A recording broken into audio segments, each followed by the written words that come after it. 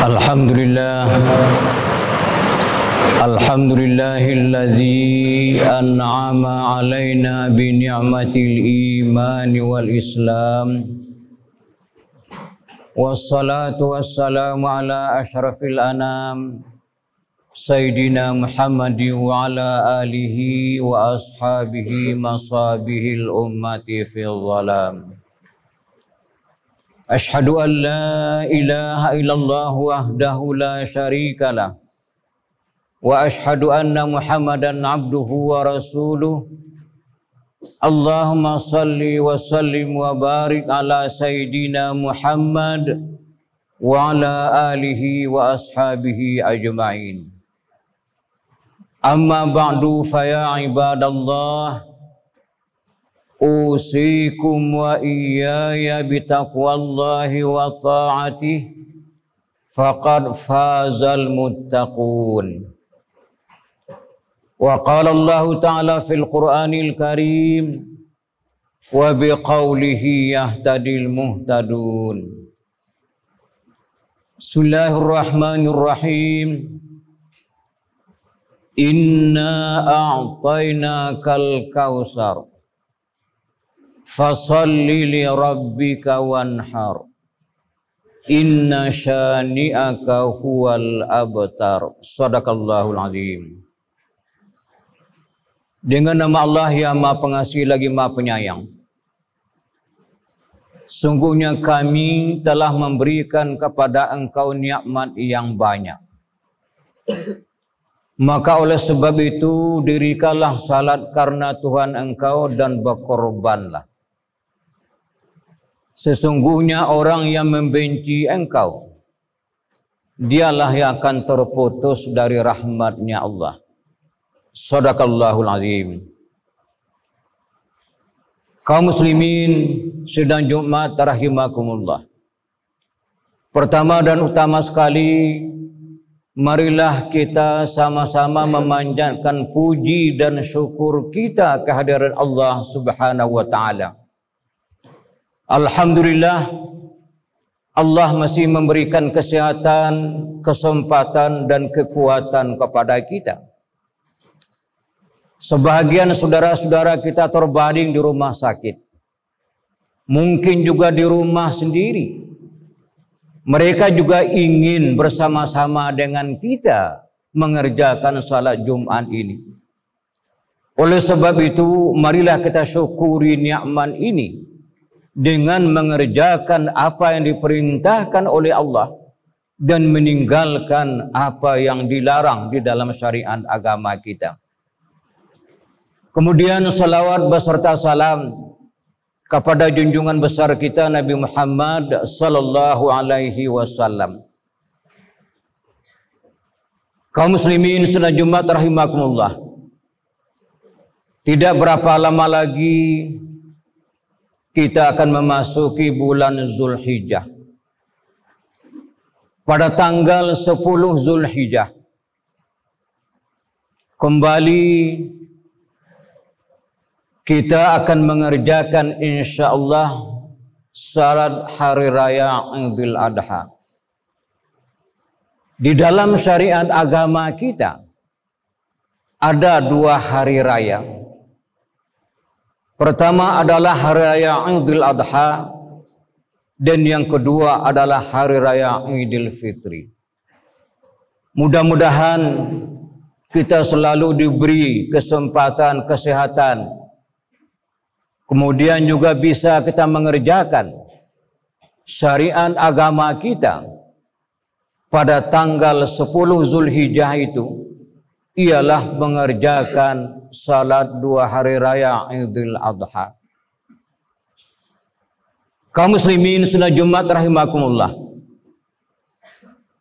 Pada hari raya Idul Adha, di samping kita mengerjakan salat Idul Adha, ada lagi perintah syariat agama kita untuk melakukan korban dengan menyembelih 1 ekor kambing atau 1 ekor lembu untuk 7 orang.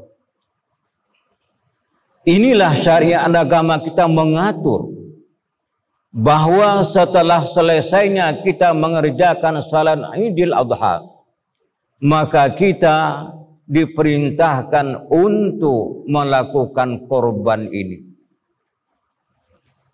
Di dalam ayat yang kita bacakan tadi, fasalli li rabbika wanhar, kerjakanlah salat karena Tuhan engkau dan berkorbanlah. Sebahagian ahli tafsir menafsirkan ayat ini, yang dimaksud dengan salat di dalam ayat ini adalah salat Idul Adha.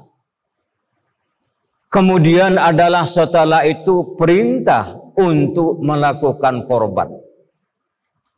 Kapan kita menyembelih korban ini? Setelah selesainya salat Idul Adha.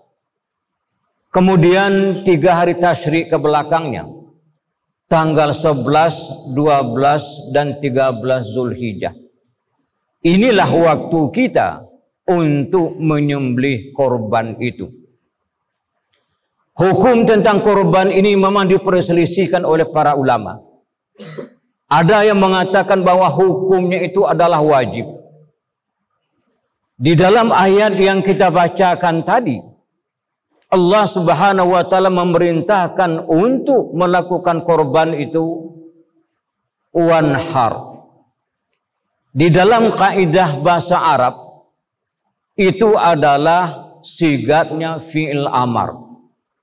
Artinya perintah dari Allah Subhanahu wa taala untuk kita orang yang beriman ini. Maka oleh sebab itu ada yang memaknai perintah ini adalah untuk wajib. Artinya apa? Setiap kaum muslimin dan muslimat yang mampu untuk berkorban, dia wajib melakukan korban itu. Kapan waktunya? Setelah selesai salat Idul Adha, kemudian tanggal 11, 12, dan 13. Inilah waktu menyembelih. Tetapi memang kita akui, jumhur ulama mengatakan bahwa hukumnya adalah sunnah muakkad. Dalam hadis lain Rasulullah mengatakan, "Mau wajada sa'ah li an yudahhiya falam yudahhi fala yaqrabanna musallana," kata Rasulullah. Siapa yang sudah memperoleh kemampuan untuk melakukan korban, kata Rasulullah, tetapi dia tidak berkorban, maka jangan lagi, kata Rasulullah, dia mendekati tempat salat kami ini. Begitu teguran Rasulullah kepada orang yang sudah mampu berkorban tetapi tidak melakukan korban itu. Maka oleh sebab itu para ulama sebagian mengatakan hukumnya adalah sunnah muakkad. Artinya apa? Sunnah yang memang sangat disyariatkan, sangat dianjurkan dalam agama kita untuk melakukan korban ini. Kemudian bila kita lihat juga apa hikmah yang terkandung dari perintah korban ini. Yang pertama adalah dalam rangka kita untuk mendekatkan diri kita kepada Allah Subhanahu wa taala. Bagaimana supaya diri kita ini lebih dekat lagi kepada Allah Subhanahu wa taala? Taqarrub kepada Allah Subhanahu wa taala dengan menjalankan syariat agama ini untuk melakukan korban. Kemudian di samping itu ialah sebagai realisasi dari ikrar yang kita ucapkan di dalam setiap salat kita, waktu kita membaca doa iftitah. Inna salati wa nusuki wa mahyaya wa mamati lillahi rabbil alamin. Sesungguhnya salat saya ini, semua amal ibadah saya, hidup dan mati saya, hanya satu tujuan, untuk mencari keredaan Allah Subhanahu wa taala. Ini adalah ikrar kita di hadapan Allah Subhanahu wa taala. Maka berkorban itu adalah salah satu realisasi dari ikrar yang kita ucapkan itu. Kaum muslimin sedang Jumat rahimakumullah. Kemudian yang kedua adalah dalam rangka kita mensyukuri nikmat Allah. Dalam ayat tadi dikatakan inna a'tainakal kautsar.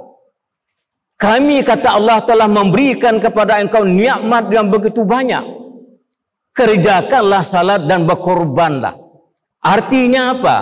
Perintah berkorban itu adalah dalam rangka kita mensyukuri nikmat Allah Subhanahu wa taala.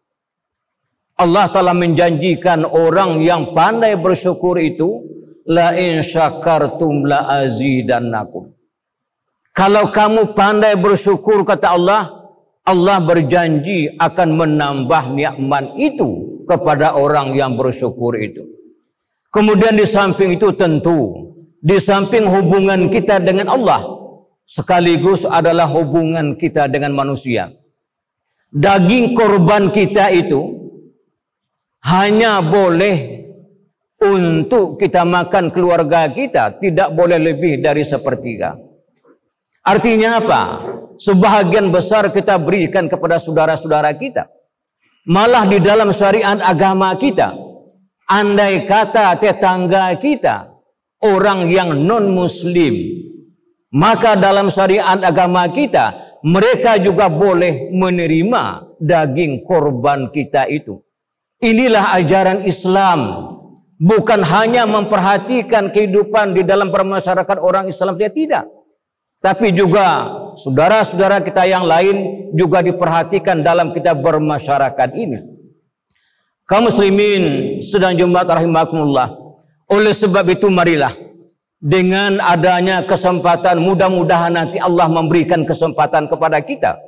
Mari kita laksanakan salat Idul Adha, kemudian khutbah. Kemudian bagi kita yang mampu, mari kita lakukan korban.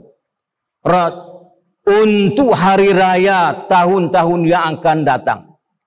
Kita tidak ada yang tahu apakah masih ada diberikan kesempatan oleh Allah.